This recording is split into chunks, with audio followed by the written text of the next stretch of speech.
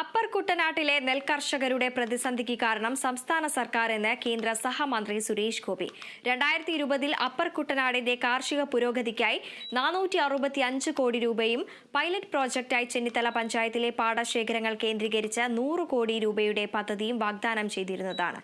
കേന്ദ്രം പ്രഖ്യാപിച്ച പദ്ധതിയുടെ DPR തയ്യാറാക്കി സമർപ്പിക്കാൻ കേരളത്തിന് കഴിഞ്ഞില്ലെന്നും സുരേഷ് ഗോപി കുറ്റപ്പെടുത്തി. പഞ്ചായത്തിൽ 3 മീറ്റിംഗ് നടത്തി. ഇവിടെ DPR ചെയ്യുന്ന KDC തന്നെയാണ്. അവര് മീറ്റിംഗ് കൂടി, പക്ഷെ പിന്നെ ഒരു ഫോളോ അപ്പോ പിന്നെ വേറൊന്നും വേണ്ട. 1000 മീറ്റിംഗ് നടത്തിക്കൊണ്ട് ഏതൊക്കെ വകുപ്പുണ്ടോ ഇല്ലാത്ത വകുപ്പ് മീറ്റിംഗ് നടത്തിക്കൊണ്ട് ഒരു DPR ആണ് ആത്യന്തികമായിട്ട് അവിടെ സമർപ്പിക്കപ്പെടേണ്ടത്. അത് സമർപ്പിച്ചു. വർഷം 4 ആയി. ഫ്രാൻസിസ് ജോർജും മാണി സി കാപ്പനും പദ്ധതികളായിട്ട് വരുമ്പോൾ ഞാൻ പറയുന്നത്, ബെന്നി ബേന് നിങ്ങളൊന്ന് കേരളത്തിനോട് പറഞ്ഞൊരു പദ്ധതിയാക്കി ഇങ്ങോട്ട് അവർ പറയാൻ പറ.